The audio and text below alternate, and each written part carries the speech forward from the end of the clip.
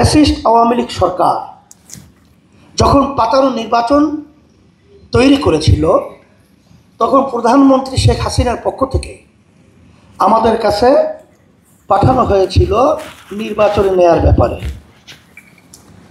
সেখানে প্রধানমন্ত্রীর পক্ষ থেকে যখন আমাকে নিয়ে বসবে, তখন আমি শর্ত লাগিয়েছিলাম যে তাদের নির্ধারিত প্রস্তাবিত জায়গায় আমি বসবো না, আমরা যেখানে বলবো সেখানে তাদের বসতে হবে।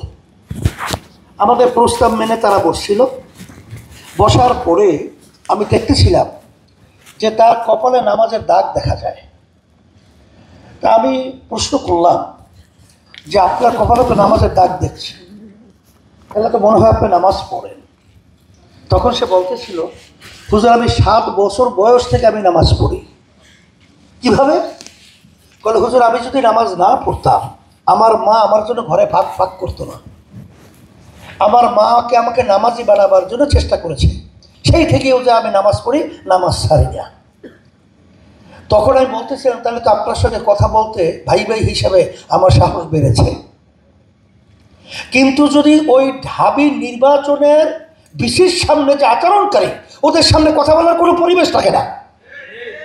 তখন আমি বলতেছিলাম যে আপনারা এই পাতানো নির্বাচনে প্রধানমন্ত্রীর পক্ষ থেকে আসছেন, আমাদেরকে সেখানে ঢুকাবেন, সিট দেবেন এবং এমপি বানাবেন, অনেক কিছু আমাদেরকে অফার দিয়েছেন।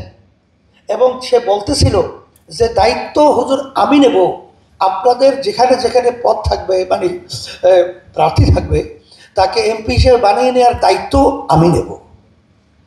আমি একটা হাস দিয়ে বলছিলাম যে একটা কথা আপনাকে বলি, শোনেন, যে বর্তমান সরকার কোন প্রেসক্রিপশনে চলে, ব্যাখ্যা আমি অত যাব না, আমাদের দেশের প্রেসক্রিপশন না।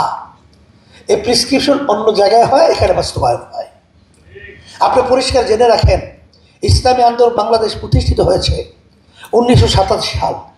অদ্যাবধি পর্যন্ত কোনো ফ্যাসিস্ট, কোনো চাঁদাবাজ, কোনো খুনি, কোনো মিথ্যুক জালেম, দেশের টাকা পাচারকারী, তাদের ক্ষমতায় যাওয়ার জন্য সহযোগী ইসলামী আন্দোলন বাংলাদেশ প্রতিষ্ঠা থেকে শুরু করে কখনো হয় নাই। সিঁড়ি হিসাবে ব্যবহার আমাদেরকে করবে আর ক্ষমতার মস্তদে যাবে, এই দুর্নীতিবাজদের কখনই সহযোগিতা আমরা ছিলাম না, এখন আমাদেরকে পাবেন না।